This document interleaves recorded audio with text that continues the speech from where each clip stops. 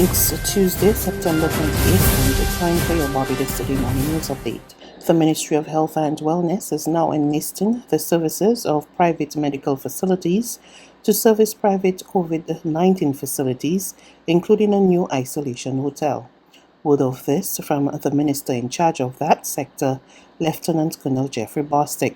It comes as the country continues to see a record rise in COVID-19 cases and related deaths. The recent surge, and especially the last 4 or 5 days, really has put us under some tremendous pressure where we are challenged at the moment, and we do not think that we can sustain the current operation that we are mounting based on the use of institutionalized isolation facilities. And the Prime Minister would have hinted at this. I've spoken to this about a week or so ago, where we are looking, and this was always part of the plan, to some home isolation and home quarantine in specific circumstances that we believe would allow us to be able to do so, to be able to take some of the strain off of the institutional facilities. And that is there.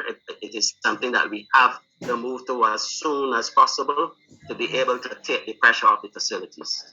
Minister Bostic revealed that the public health system is not only running out of physical space to house the sick, but also the human resources to look after them. The recent surge, and especially the last 4 or 5 days, really has put us under some tremendous pressure where we are challenged at the moment, and we do not think that we can sustain the current operation that we are mounting based on the use of institutionalized isolation facilities. And the Prime Minister would have hinted at this. I've spoken to this about a week or so ago, where we are looking, and this was always part of the plan, to some home isolation and home quarantine in specific circumstances that we believe would allow us to be able to do so, to be able to take some of the strain off of the institutional facilities. And that is there.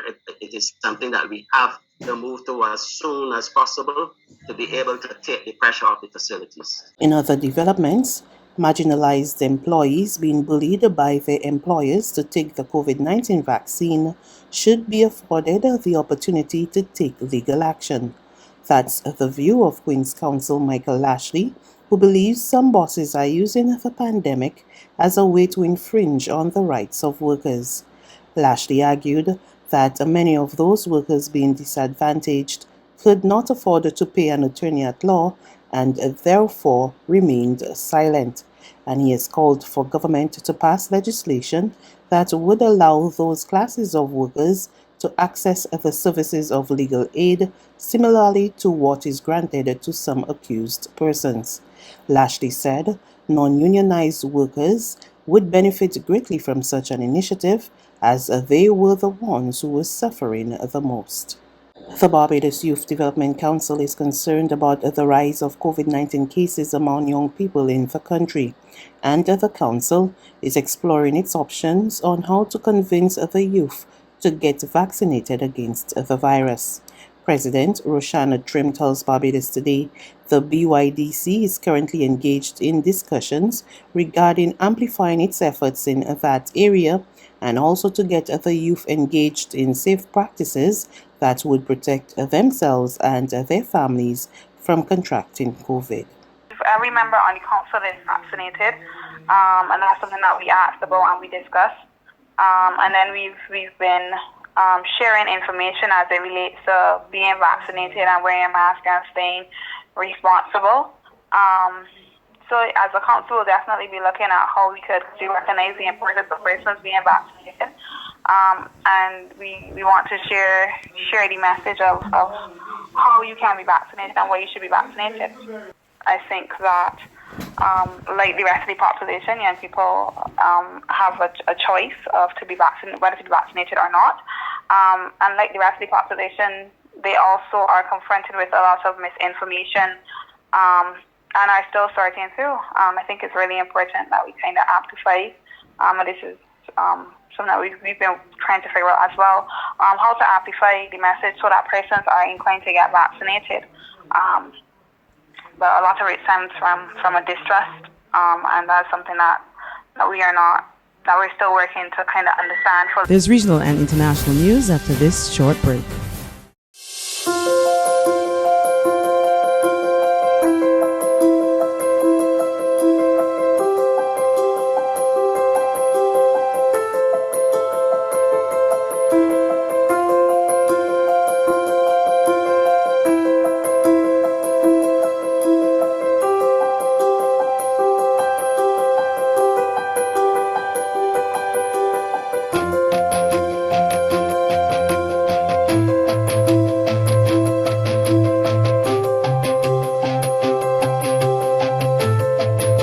Barbados Today, news you can trust.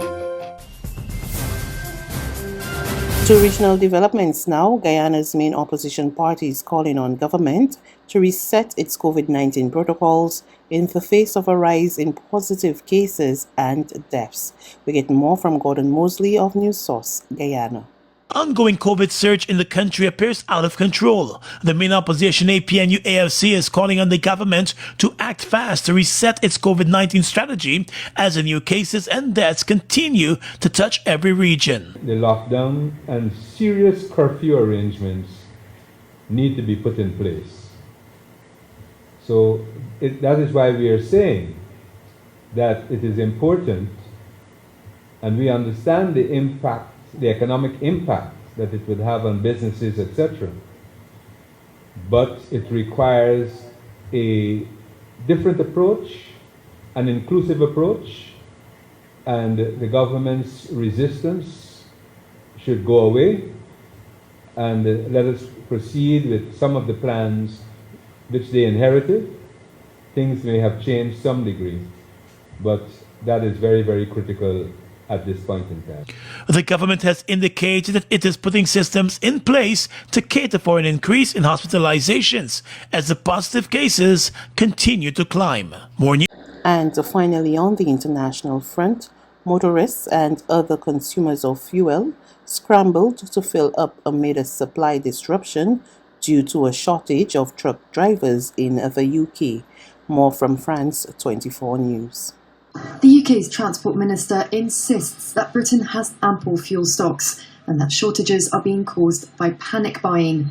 But that hasn't stopped the long lines outside petrol stations. I've been here nearly an hour waiting for my turn to fill up the car. It's really frustrating. I am a driver. Thousands of petrol stations ran dry on Sunday across the country. BP said nearly a third of its stations had run out of the two main grades of fuel. The panic comes as the country faces a shortage of tens of thousands of truck drivers, which the haulage industry says is due to the pandemic, an ageing workforce, and an exodus of foreign workers following Brexit last year. This has contributed to shuttered gas pumps, but also weeks of supermarkets and restaurants running out of some foods. This is a complete lack of planning. We exited the EU. One consequence was there was going to be a shortage of HGV drivers. That was predictable. It was predicting. After resisting for months, the government has announced it will issue temporary visas for 5,000 foreign truck drivers. We don't want to be relying on overseas labour in the longer run, which is why this is limited to Christmas. It's a reversal by the Conservative government, which has tightened immigration rules since Brexit. But business leaders have warned the plan is a short-term fix and will not solve the labour shortage. In the meantime, the government is reportedly considering drafting in the army to deliver fuel to stations. That's news. But for the very latest, visit us at www.barbadostoday.bb. You can also subscribe to our e-paper, email updates, or like us on Facebook, and sign up for our breaking news alerts via WhatsApp. We're also on Izumi Media in bus terminals, as well as screenplay at supermarkets and gas stations near you. And you can also hear us on Mix 96.9 FM and Capital Media HD 99.3 FM.